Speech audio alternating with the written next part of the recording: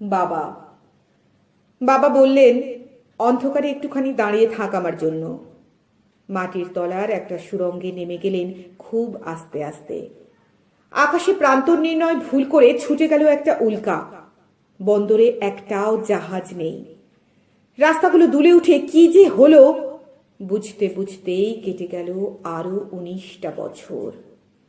এর মধ্যে কত হুড়োহুড়ি, কত মধুলোভীদের সঙ্গে ঘুরপাক।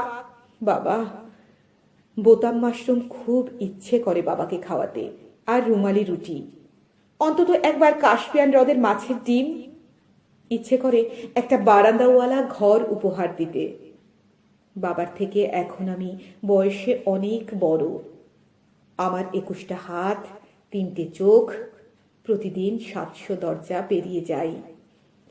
শ্যামপুকুর দিয়ে হেঁটে যাচ্ছেন আমার অল্প বয়সী বাবা। বলে উঠি, সাবধানে যাও, গাড়ি চাপা পড়বে তো, ফুটপাতে ওঠো। পাঞ্জাবিতে বগলের নিচে ফুটো।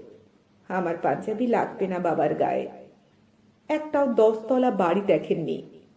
আমি সেখানে থাকি। জেনে গেলেন না, বাংলাদেশ নামে একটি নতুন দেশ হয়েছে তার জন্মস্থান ঘিরে।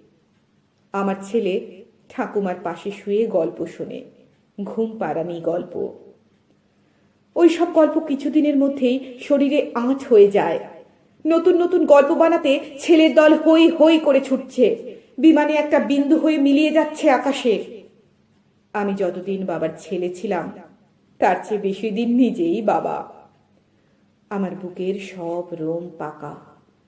সকালবেলা কাস্তে কাস্তে লক্ষ্য করি রক্ত পড়ছে কিনা। বাবা ছবি হয়ে থেমে আছেন।